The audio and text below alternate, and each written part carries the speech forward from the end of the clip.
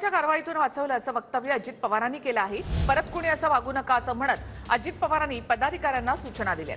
तर मुक्का कुणाला आणि कशासाठी लागला होता हे कळायला हवं असं सुप्रिया सुळे यांनी म्हटलंय। सर्व प्रकार धक्कादायक असून राज्य सरकारने स्पष्टीकरण द्यावं असं सुप्रिया सुळे यांनी म्हटलं आहे।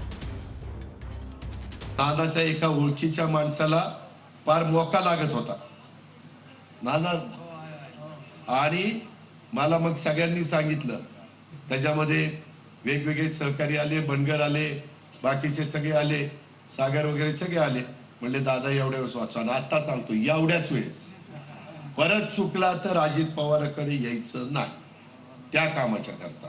मला अधिकारी म्हणतात दादा तुम्ही एवढं कडक वागता आणि कसं हे पाठीशी घालता, माझी पण कमीपणा होतो, पण माझं तुम्हाला पण जीवाभावाची माणसं म्हणून मलाही थोडंसं अडचण होते, पण तसं आता होऊन देऊ नका कुणीच, अजित पवार सकट कुणीच।